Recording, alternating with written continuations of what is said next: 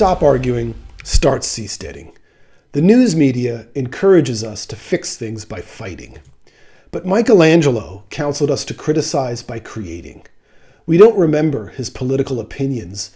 We remember the Renaissance he helped create. The Renaissance started in Venice.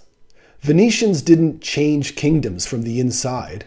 Venetian innovators quit and fled to a marsh and built a society on stilts, which the ancients called the floating city.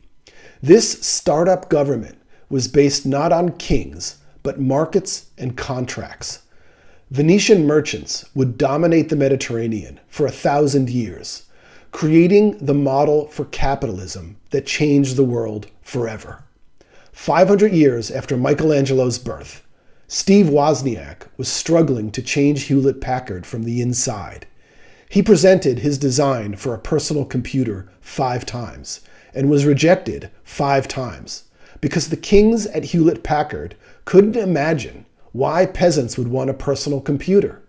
So Steve Wozniak quit and founded Apple with Steve Jobs. And I am using an Apple right now. These are the Hewlett-Packards and the feudal kingdoms that won't let a renaissance of startup governments happen. Today's Wozniaks of governance, innovation, deserve their Venice. Fortunately, more than 2/3 of this planet's surface is ocean. Seasteaders propose that if we have a startup sector for governance and people can vote with their houses, if we could decentralize the very ground beneath our feet, we could replace monopolies on government with a market of governance. If you can float, your land is mobile. Imagine if your city was like a floating jigsaw puzzle. You can move city blocks and reassemble as you choose. Societies can only form if people choose to attach to each other. If some politician asks for your vote, you can detach your house, sail somewhere else, link up with your allies, and found your own floating governance provider. If you can vote with your house, governments will be companies and residents will be customers. A diversity of governance options will compete for your choices. No more monopoly governance based on force. This business model has been flourishing for decades. When I step off that land city and get on that floating city, my rent gets cheaper and my quality of life improves. My chances of being ticketed, taxed, mugged, panhandled all disappear. Why is the floating city better?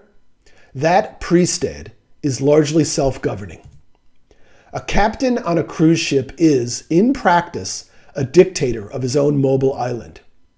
If you get drunk and assault one of his passengers, he can lock you in the brig. He can order his private security guards to abandon you on an obscure island and wave bye-bye. Happens all the time. What are you going to do? Sue him in Bahamas court? With so much power, why doesn't this ship captain flog his passengers and keel haul his crew?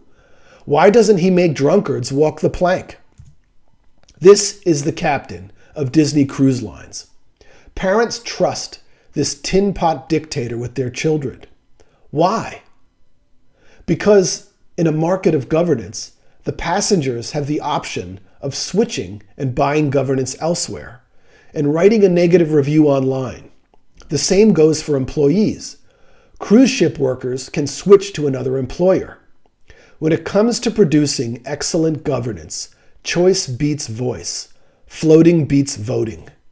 Seasteads turn 2/3 of the world's surface into a canvas to experiment with the first voluntary societies. Criticize by creating through voluntary relationships, not government force. Save on taxes.